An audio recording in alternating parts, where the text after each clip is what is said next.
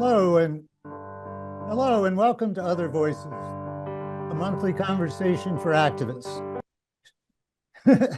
Other Voices Online is brought to you by Peninsula Peace and Justice Center. I'm your host, Paul George. Before we get into tonight's topic, I wanted to take just a moment to reflect on the substantial events of today. And my reflection will be, here's to 34 felony convictions. I had to do something. Turn my water into wine. I didn't have time to run out for champagne, so Californian Zinfandel will have to do. Unfortunately, we're going to be turning our attention to a much more serious topic. The situation in Haiti today could not be more dire. While the puppet government of Ariel Henry has fallen, the reign of terror continues. During this year alone, more than 1,500 Haitians have been killed as a result of paramilitary violence. Journalists, clergy, peasant farmers, students, workers, market vendors, and others raising their voice in protest have been met with beatings, incarceration, rape, assassinations, and mass killings. Famille Lavalas, the People's Party of Haiti, which was founded by former President Jean-Bertrand Aristide, has repeatedly characterized the situation as a hell on earth. The arrival of foreign troops from Kenya is imminent, marking yet another foreign military intervention in Haiti. Although this is officially a United Nations intervention, the weapons, airplanes, and financing for the Kenyan troops is being paid for by you and me with our tax dollars. To help us understand just what is happening in Haiti and why and what we might be able to do about it, I'm very pleased, really pleased to be joined by two longtime colleagues in the struggle for justice for Haiti. PIERRE LABOSSIERE is a native of Haiti and the founder of Haiti Action Committee, and Seth Donnelly is a longtime activist with the Haiti Action Committee, a Bay Area-based network of activists who have supported the Haitian struggle for democracy since 1991. Its members travel frequently to Haiti and are in close touch with Haitian grassroots activists, legal and human rights workers, and the victims of repression. Welcome back to Other Voices Online, Pierre and Seth. And let's bring their cameras on, Sean. Thanks, Paul. Thank you very much, Paul. There we go. Okay. There, we've got everybody with us now. Thank you. So, before we get started, any thoughts on today's trial verdicts? Are you guys celebrating? Okay, I'll start. I'll give you the reaction from Haiti. I was speaking to people from Haiti, and Trump is not liked by the majority of Haitian people because he has disrespected people. But people on a more serious note, they looked at it and they said, wow, there is hope that justice will prevail. That there are many in Haiti, many former heads of state, recent, particularly Martelly and others. Jovenel Moïse has been assassinated, but then there is Ariel Henry, and there are others who should have gone, who should have been prosecuted, but they benefit from impunity. So this is a strong message that people in Haiti have received, that yes, the rule of law must be in operation and must function, because this is a very welcome development in terms of what it means when the law is working. I really appreciate those comments. That's so important. What I've seen a lot on social media is the rule of law has held, and we kind of take it for granted. People in Haiti confront this daily. So why don't we get into it? The last time both of you were on this program was 2 years ago in July of 2021. It was just a couple of weeks after the assassination of Jovenel Moïse, as Pierre just mentioned, Haiti's president at the time.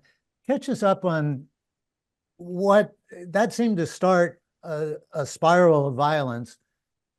Catch us up on where it's gone in these last couple of years since the assassination, and now Port-au-Prince is under the control of paramilitary gangs. Who wants to get started first on kind of a recap? I guess I'll jump in and of course pass over to pass over to you, Pierre.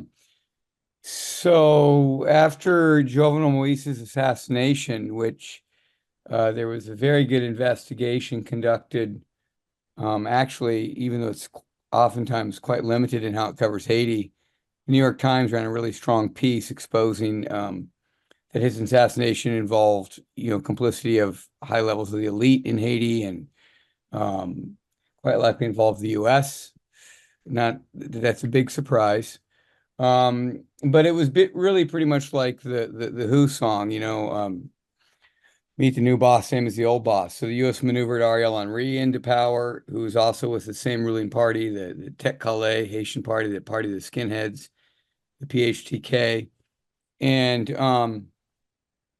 so then under Ariel Henry, the same mode of ruling the country was employed that had been employed under Jovenel Moise, which is to rule through a combination of death squad terror, what the U.S. media calls gangs, are really better understood on the ground in Haiti as death squads or paramilitaries, extremely weaponized units that operate in coordination with the Haitian police in carrying out massacres, primarily in Lavalas-based neighborhoods of the poor, like, for example, La Saline, the notorious massacre in 2018, which involved Seth, the police. Just remind viewers when you refer to Lavalas, what you're talking about there. I mentioned it briefly in the intro, but I want to be sure they know who the players are here.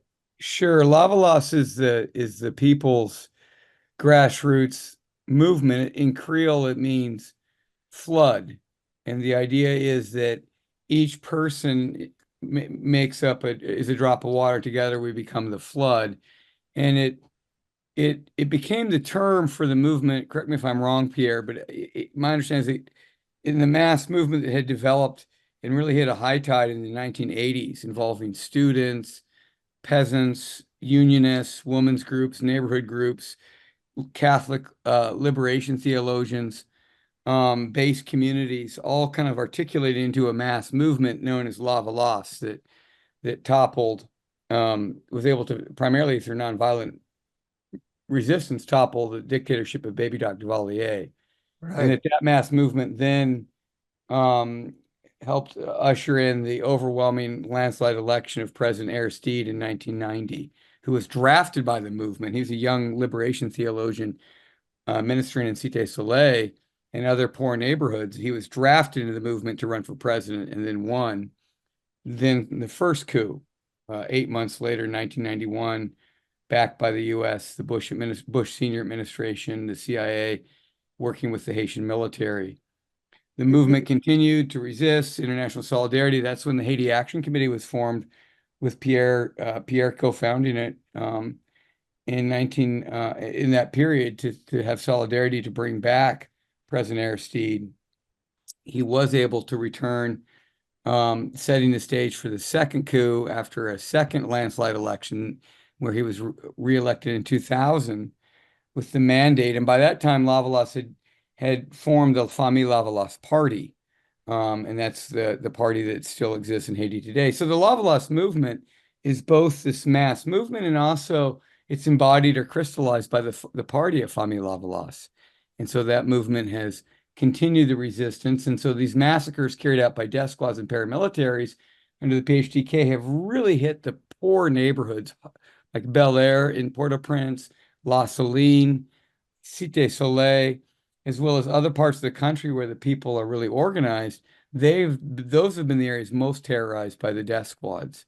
And that continued under Ariel Henry, and it continues today post Ariel Henry. I'll stop there because I want to, pass it on to my dear comrade Pierre to add on. Okay.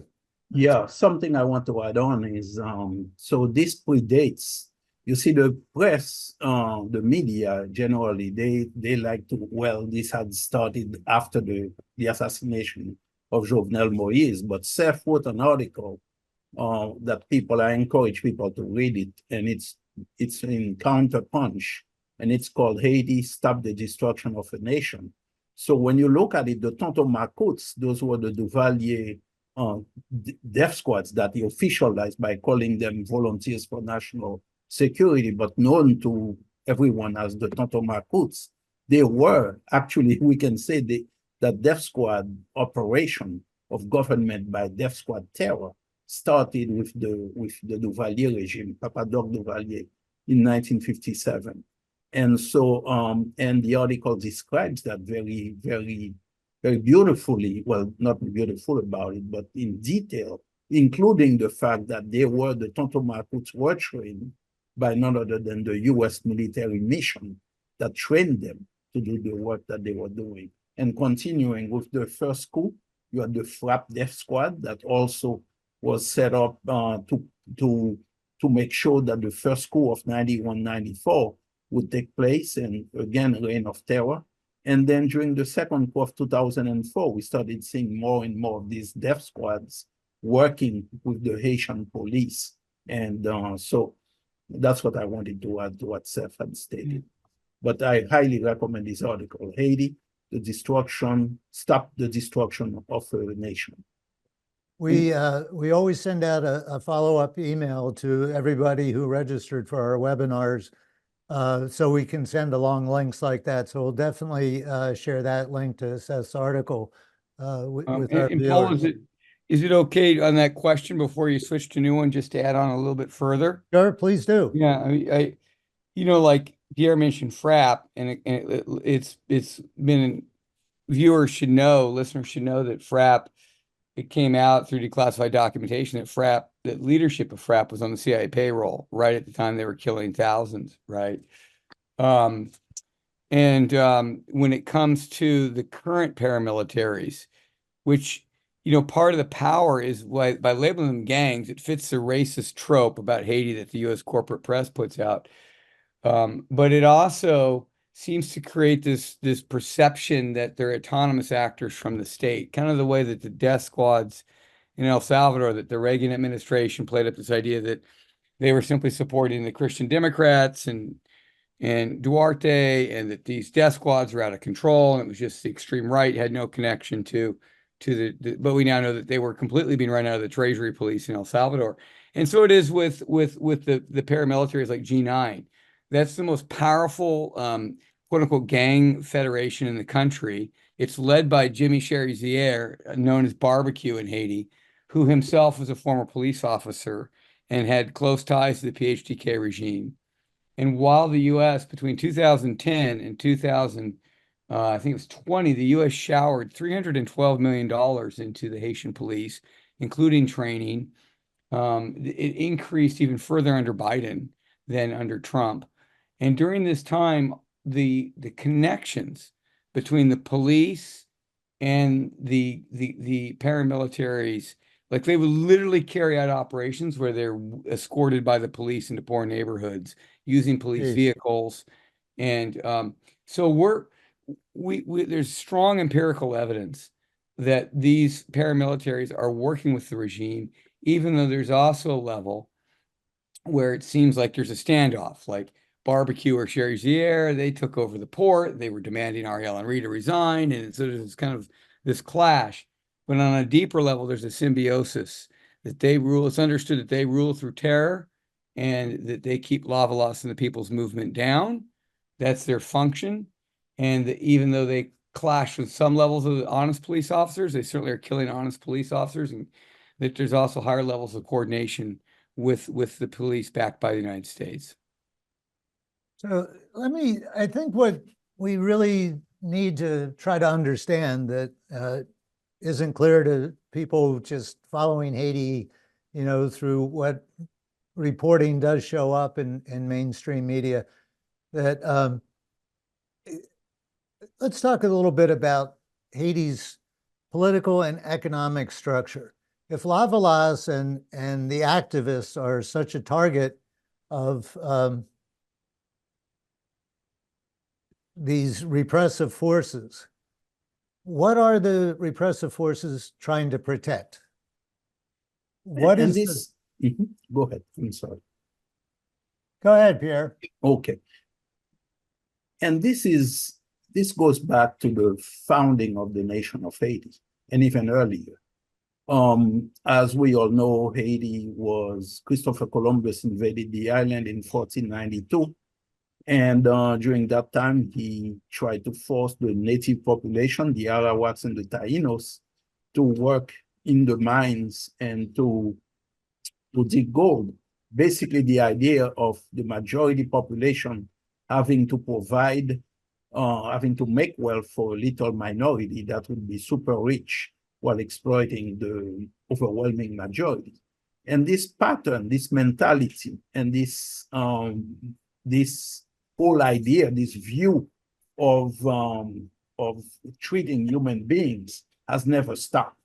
So that we saw that from the extermination of the Taínos and the Arawaks, then it was the kidnapping of our African foremothers and forefathers who were kidnapped from the African continent, brought there to continue this kind of operation, meaning to work them to death. Basically, the average lifespan of an African, enslaved African, was barely 7 years, and in general, on an average, because they could easily bring others from Africa. So this vision, unfortunately, has never left. And so even after Haiti became independent, the colonialist powers, empires that were in the area, and we are talking about Britain, Spain, France, and including the young US government, their entire system to build up capital for capitalism was based on slavery. And so this continues to this day, even after independence. The people's movement was overturned and after the revolution. And so there was a reimposition of this kind of massive exploitation of the overwhelming majority population. And a lot of money was made by many people in Haiti. A lot of money was made by many of the people who took over the society. And so 1915, we had the US occupation when the Haitian people had successfully risen up to overturn the system. So you had the US come in to reimpose that minority rule on Haiti again. And you see, and it guaranteed that the system would not be overturned. And so we had situations like that and continuing to the present. So there's tons of money to be made from the exploitation of people, from the sugar cane that was being produced, the coffee, the agricultural production. Also, Haiti has a lot of mines.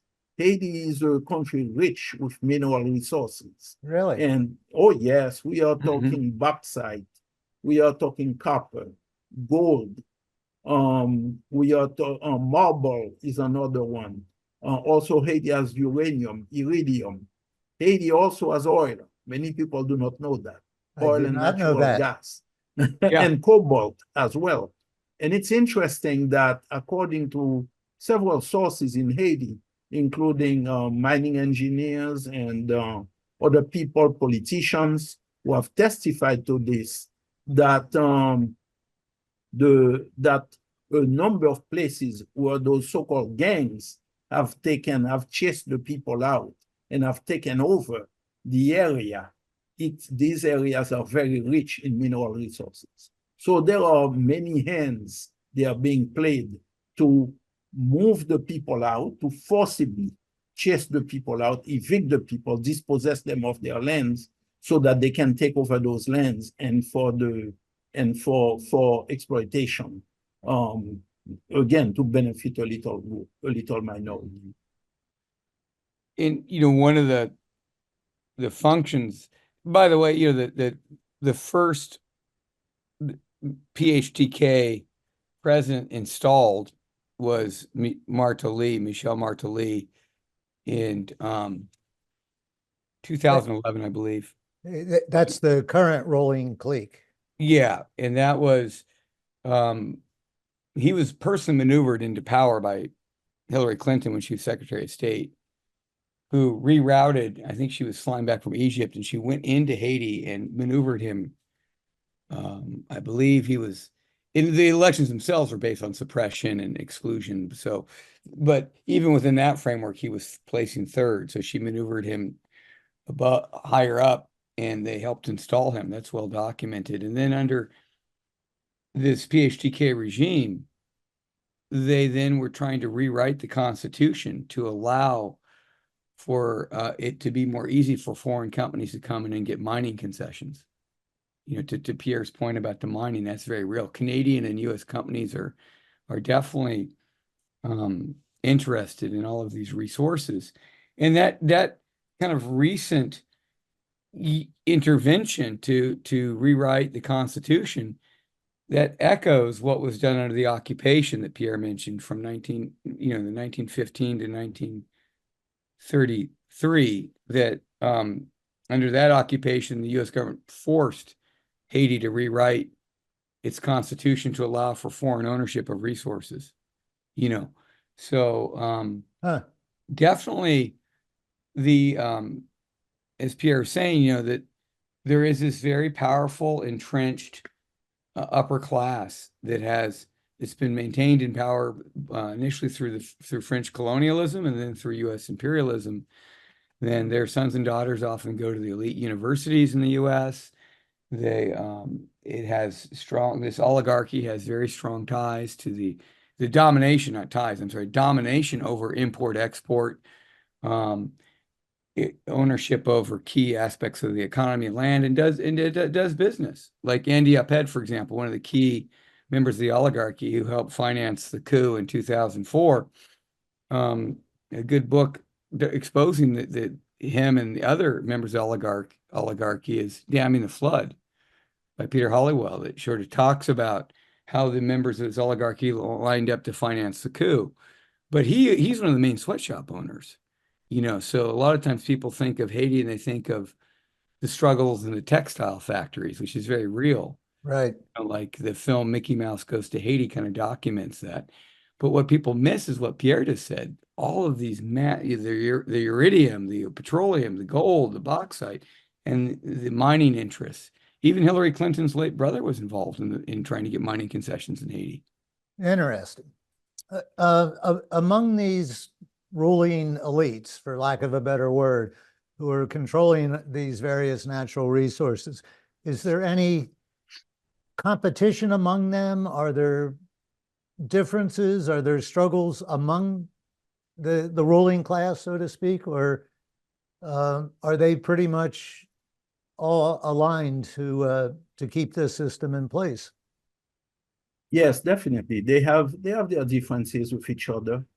They have their differences, and many observers in Haiti have explained that a lot of some of the gang warfare that takes place, though it's been overly exaggerated in the press, but sometimes some of their differences erupt in their, you know, because they are financing a lot of those gangs, and it's not just myself or Seth saying it. The UN has put out a report where it has named some of these individuals, and they have faced sanctions. They are put on a list of sanctions, even though those sanctions are toothless, but they are put on a list of sanctions either from the US or from the United Nations, Canada, even the Dominican Republic has named some of those families and individuals and placed them under sanctions. And so at times they have and each of them finances their own particular gangs, or I use the term gangs, but death squads, because I want people to understand clearly that we are talking the same thing, whether we say gangs or death squads or armed groups. That's what we are referring to. And so their differences arise at times. However, the common interest that they have is to make sure that the population, the overwhelming majority of the population, remains pretty much under terror regime to prevent them from rising up to overturning, so that they cannot overturn and change the system.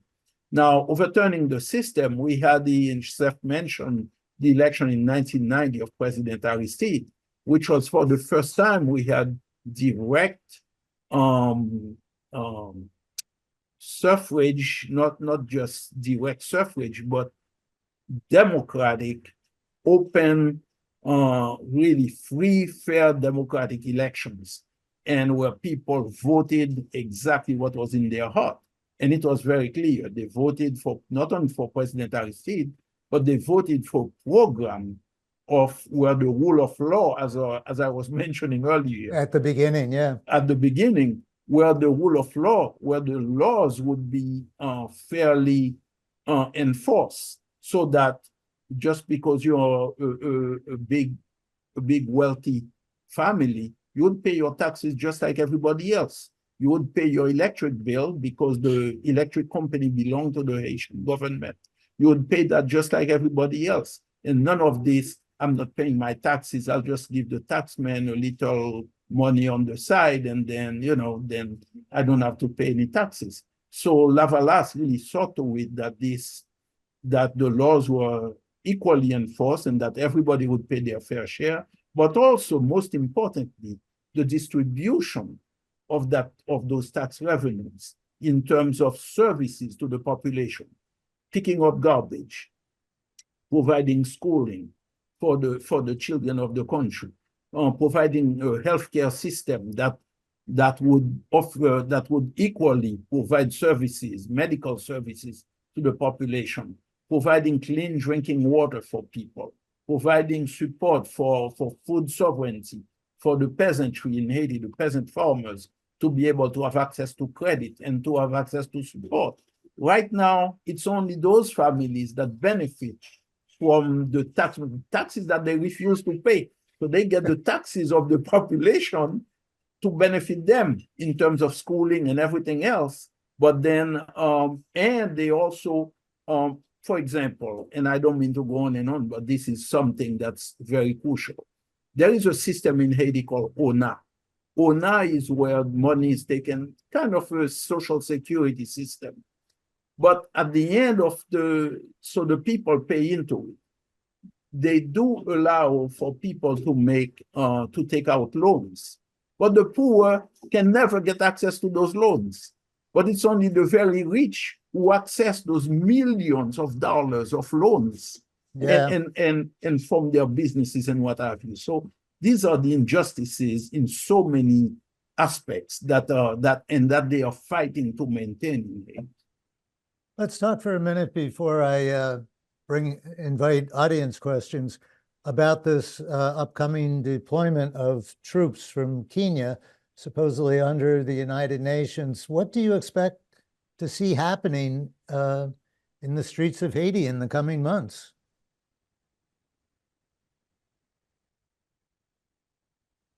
Seth, you want to take this one? Sure. I was just kind of pausing because the things that Pierre said were triggering things for me. I mean, in making me think of things, not triggered like that. Yeah. Oh, triggered. Yeah. I teach high school, so there's all these terms right now. Jay, I'm going to answer that question, but I wanted to go back from that. Just having had the blessing in my life to have spent so much time in Haiti, thanks to PIERRE and the Haiti Action Committee, which opened doors for me, and then later for me to take my students. I have a very concrete personal experience with the movement, in the sense of living with people when we're there who are in the movement, meeting with the folks who are part of who help make up the Lavalas movement. And when we talk about this election of Aristide, there were 11 candidates running, and the U.S.-backed candidate was a World Bank official, right? It was Mark Bazin, wasn't that right, Pierre? The one that the U.S. was trying to maneuver in. But these elections were correct. The U.S. couldn't control them.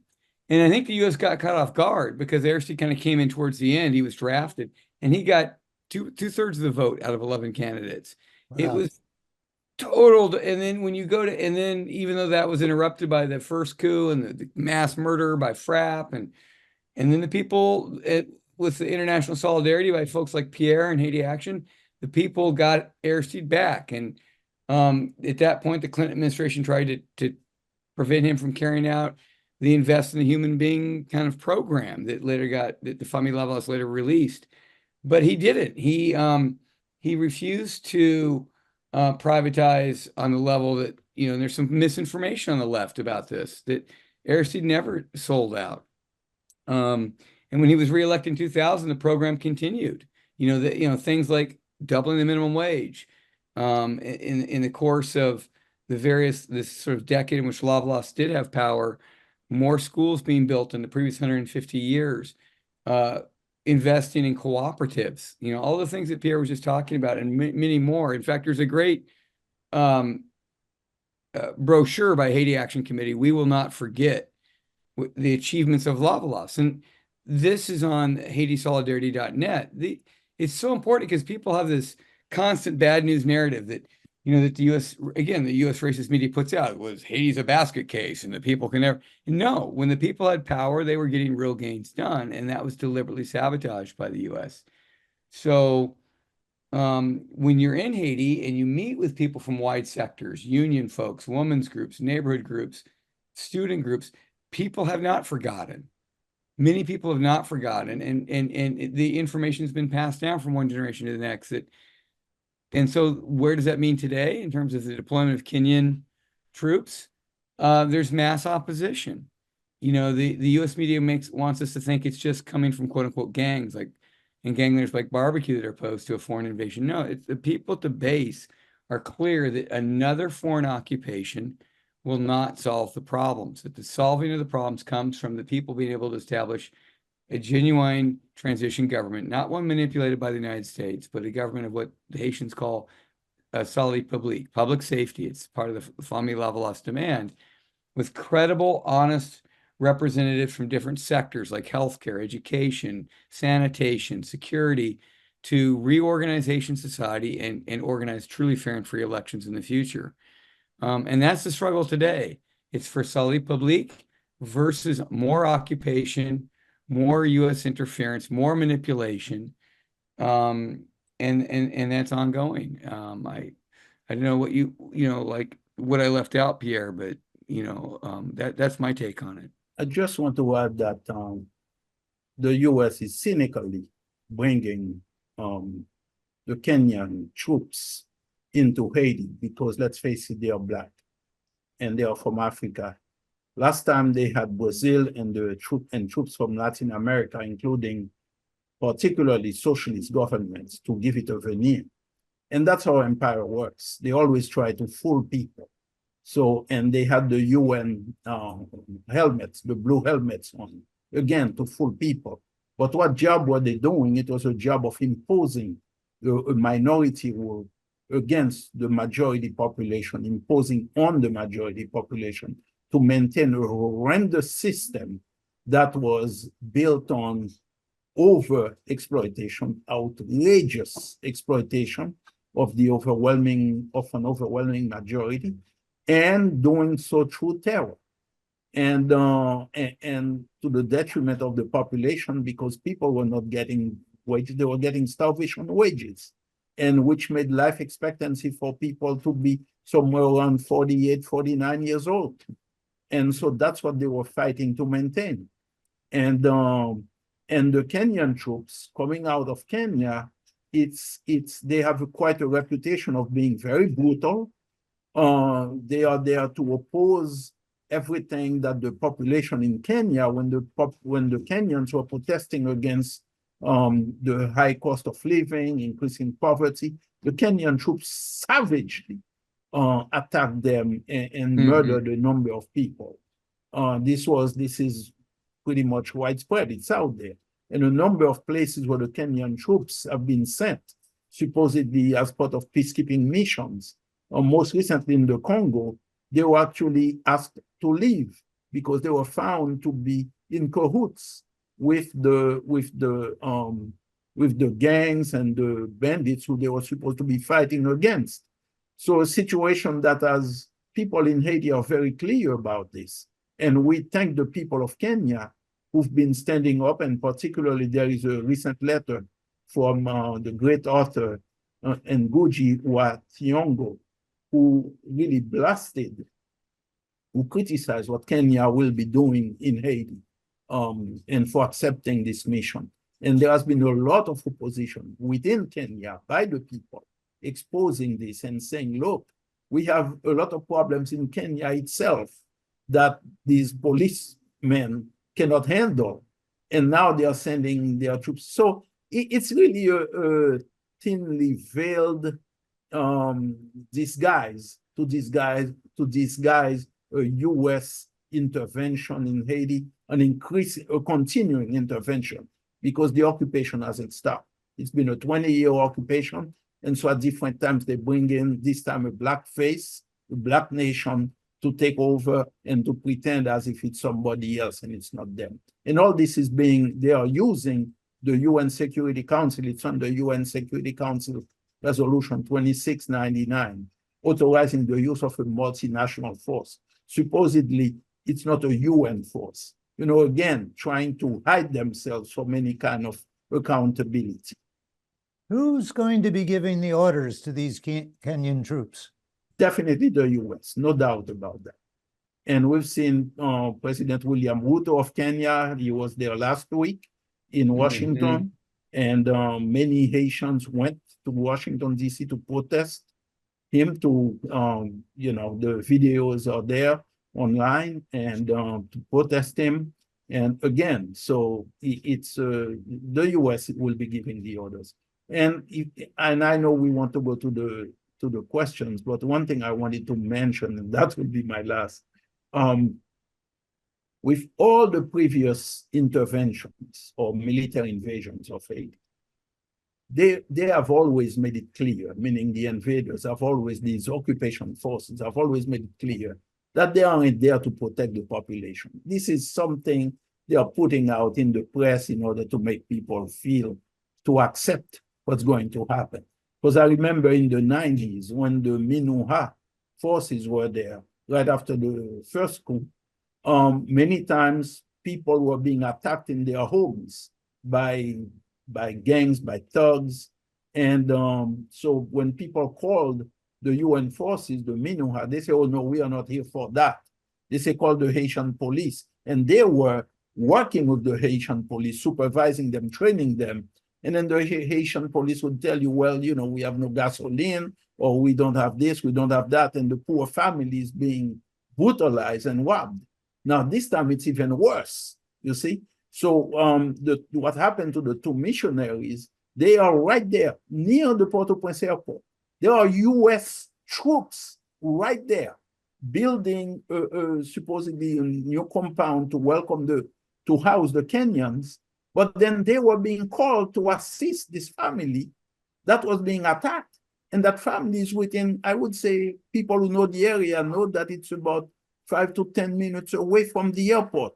And if you're speeding with your sirens, it's even shorter. And you have the US troops there, but none of them went to rescue this family. This is according to a lot of reports in the Haitian media.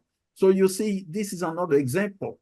Haitians are commenting on that, saying, yeah, what kind of assistance are they going to give if the US troops are there right now and they could have saved this family? And they haven't, you know, they haven't done it. So, so what do we expect, we Haitians? So I'll stop right there. Okay, well, let's go to our audience for questions. And Sean, for this section, if you could just leave all three of us on screen, we'll just stay that way through the Q&A.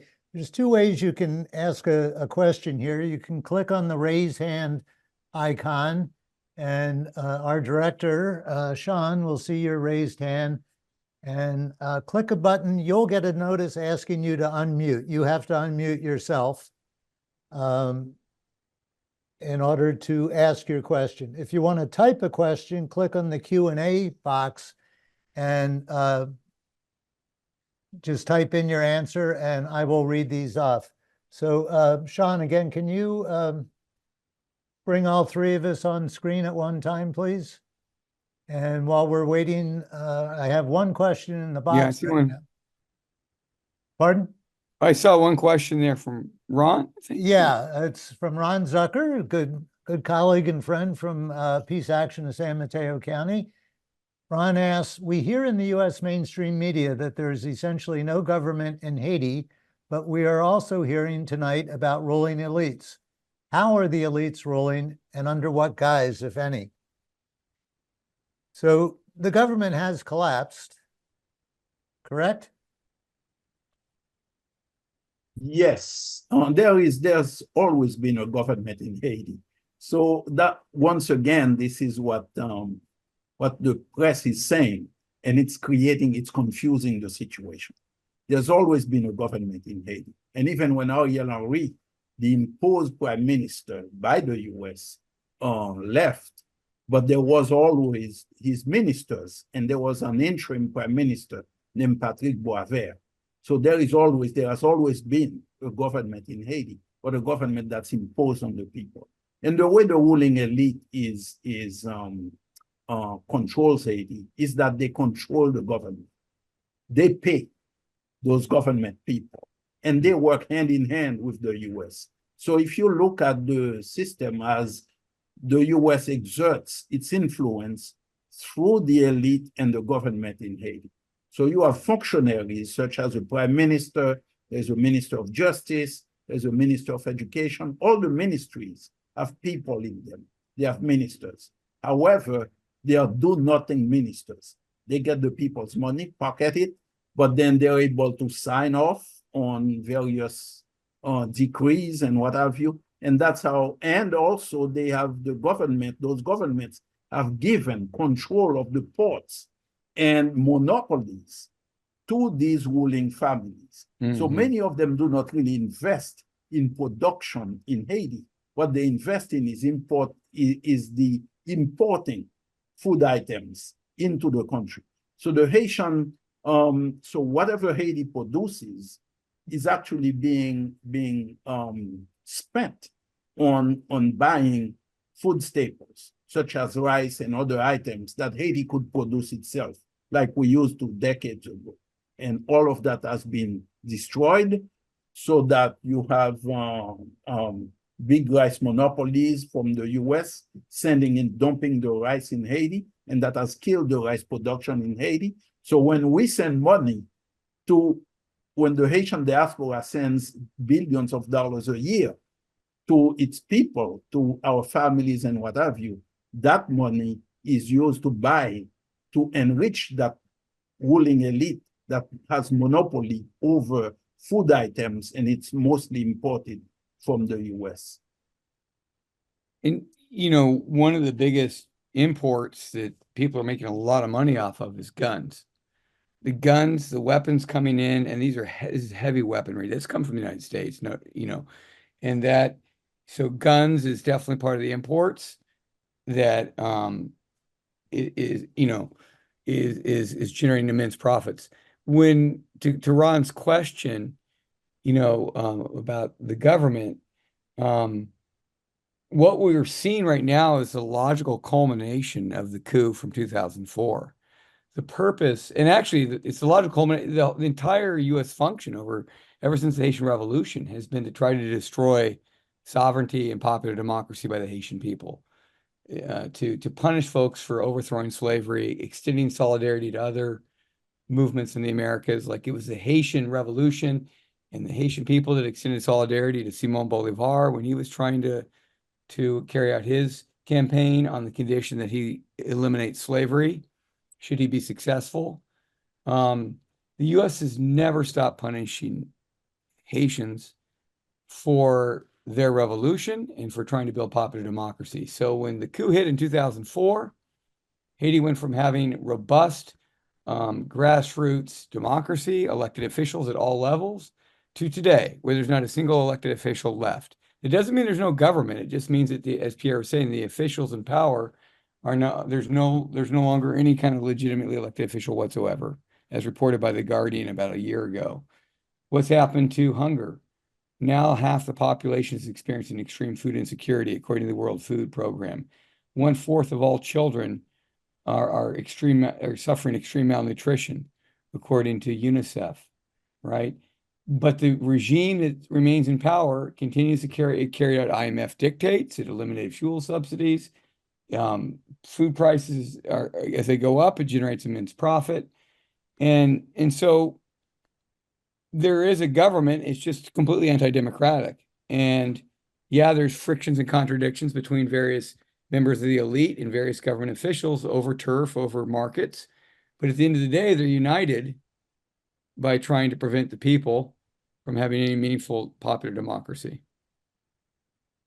Thank you. Both excellent answers. Let me remind our viewers here that if you want to ask your question directly using your microphone, click on the raise hand and you'll get a signal to unmute your mic, or type in a question clicking on the Q&A box, and I will read your question to our guests. And I don't have any questions in the queue right now, and I want to pass along to our audience that when I talked to Pierre about coming on here, one of the things he said to me is, I love speaking at Peninsula Peace and Justice Center events because you get such great questions all the time.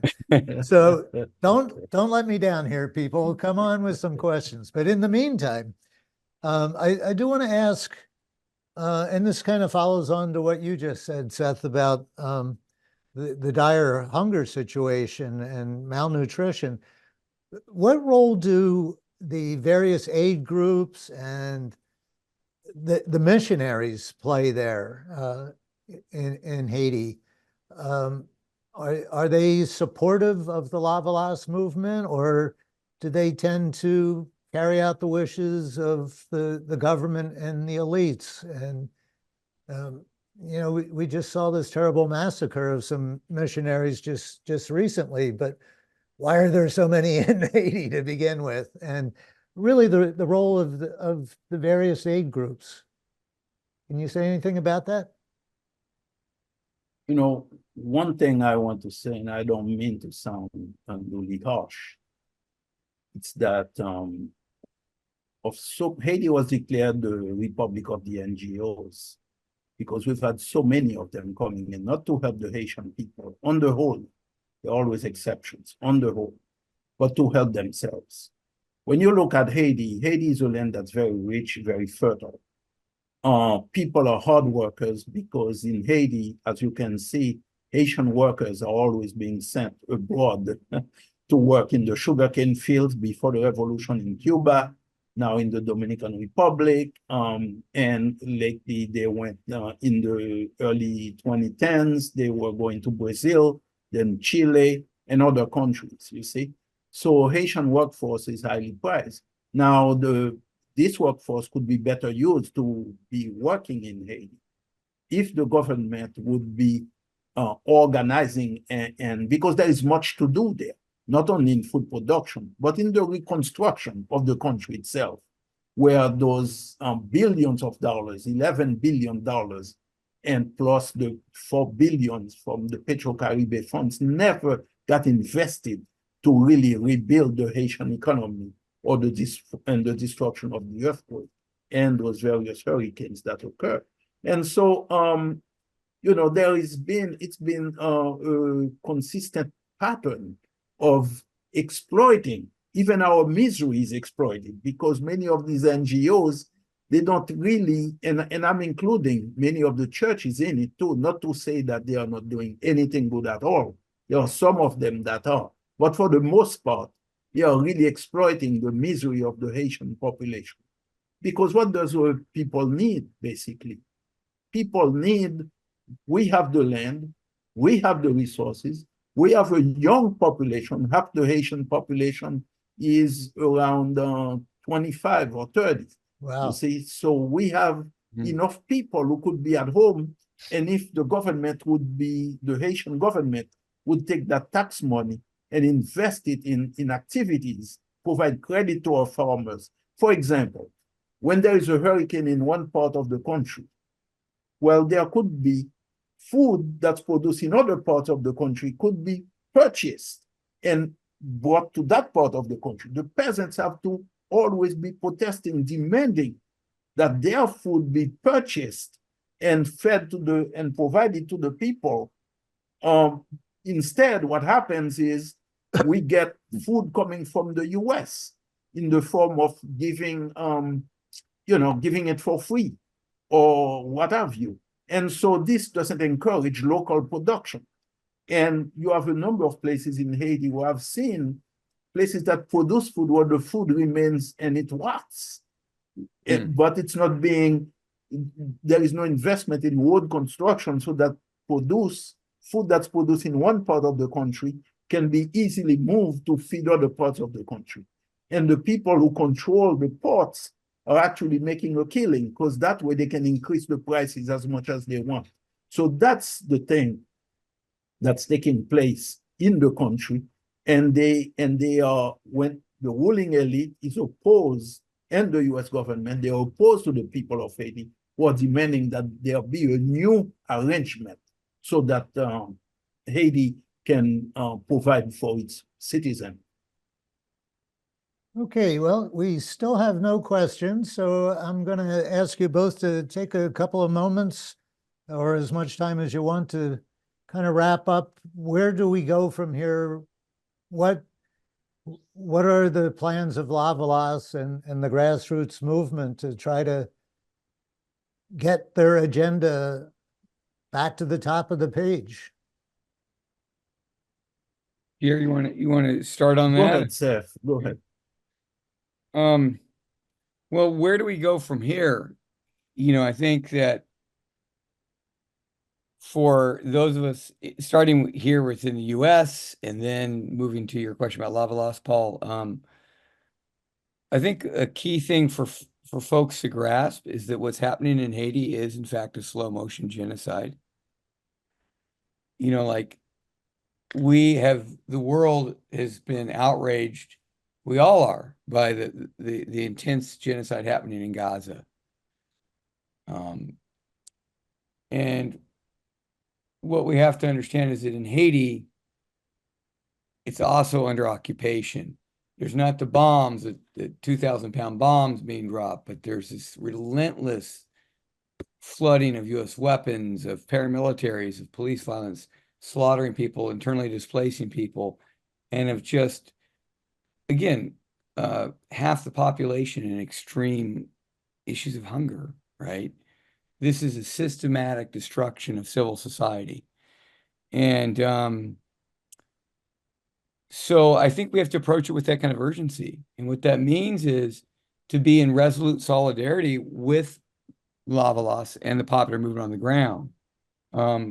Anybody who wants to, there's really important, there's a great need to donate. I'm sorry, I've just been teaching all this, I'm a little tired, but there's an intense need to donate to the Haiti Emergency Relief Fund. HaitiEmergencyRelief.org is, we work, Pierre and I are on the board with some other folks. We make sure that penny for penny goes to the popular movement, to cooperatives, to clinics, to sustaining activism on the ground in Haiti. We can't rely on the US government, obviously, to do the right thing, whether it's in Gaza or whether it's in Haiti.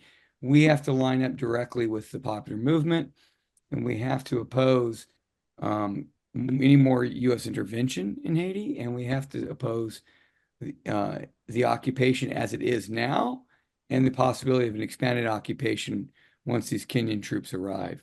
So that's just a little bit on the US end. I'll turn it to you, Pierre, to talk about on the ground in Haiti with Lavalas. And I'll just remind people before I turn it back to Pierre that the web address that Seth just mentioned, we will send that out to you so you can look over Haiti Emergency Relief Fund and assure yourself that your money will be going to the Haitian grassroots, and perhaps we'll get some contributions out of this. I know the Peace and Justice Center has done fundraisers for Haiti, sending the money through Haiti Emergency Relief Fund because it does get to the grassroots movement in Haiti and doesn't get diverted for buying US products and things like that. Yeah. Pierre, some closing thoughts on this? Yes. The people of Haiti, from the days of our kidnapping from Africa, you had Maroon communities that had organized, and people were engaged in food sovereignty, in agricultural production. These days, they call it food sovereignty, but providing for self. And so Haiti is a nation that the people, the mass population, has always been engaged in producing for themselves. And their agricultural production, the products, they change them, they make all kinds of things out of them. As a kid growing up in Haiti, I used to not only in sweets and different things like that, but also I used to make my own kites using locally made glue, from things that the Haitians were producing. So there is a lot of technological know-how at the grassroots level. And Lavalas, for me, Lavalas political organization, when it was in power, kept encouraging this self-reliance or these techniques that have been part of our foundation since we have been born as a country. And so, and it was encouraging that. And this was really, you had what we will call a program of national production, you see, and this is so very important. And what this leads me into, it's the fact that, for example, people have invested. Seth talked about schools, local clinics, schools being built by the population, cooperatives being formed, people transforming, engaging in economic activities, local economic activities to better their lives, improve their livelihoods, and improve their communities. And so despite the coup d'etats, despite the reign of terror, despite the destruction by the gangs and what have you, or the death squads, to be more clear about it, and what have you, people invest in things. So that's why the Haiti Emergency Relief Fund, we support the population, the local communities in their building of schools, in their cooperatives, in the farmers, and what have you, and all those activities through the Haiti Emergency Relief Fund. One on a positive note, I want to mention as a beautiful example is the University of the Aristide Foundation. When President Aristide returned to Haiti from exile, he rebuilt the UNIFA, the University of the Aristide Foundation, that the US forces, when they landed the French, they took it over and they destroyed it, and turning it into military barracks, stealing all the stuff that was in there. And it was a thriving medical school. And so they kicked out the students and turned it into military barracks. But now the university reopened in 2011, and it's a beautiful, flourishing university with 9 different schools, training and forming the new Haiti, the new leadership for Haiti. And it completed the teaching hospital, and it also has an agricultural school for agricultural production, which is phenomenal. And there are many similar projects like that taking place. One more I want to mention is a canal that recently the Haitian population in Wanamete, in that area on the border, they needed assistance because the rains were very scarce. And so people decided to pull themselves together. The government stole the money that was supposed to build the canal, but they decided to build it themselves, and they did it. And about a month ago, it was inaugurated, and a beautiful canal that is bringing water, irrigation water to the population. And there are other canals being built. So you see, it's a dynamic movement that no matter what the death squads are trying to do, yes, they are wreaking havoc on the people. They are killing tens of thousands, but people are continuing, despite that, to build the country, the nation of Haiti. So we invite you to stand in solidarity with us and help our brothers and sisters on the ground in rebuilding the Haitian nation. That's an excellent place to leave it. Pierre LABOSSIERE and Seth Donnelly, thank you so much for joining me here this evening, taking the time out of your busy days to be with us. Thanks to all the people who attended, even though you didn't come up with very many questions. And special thanks to Sean George for doing the operating the Zoom behind the scenes. Paul, special thanks to you. We appreciate you. It's been great to work with you all these years. Thank you very It has much, been. Paul. I have Yeah. been working with you guys since you formed Haiti Action Committee a Indeed. long time ago. So Yes. thanks again, and we'll do this again sometime soon. We won't let 2 years go by again. No, we Indeed. won't. Thank you. Okay, so long, everyone. Bye. Bye-bye.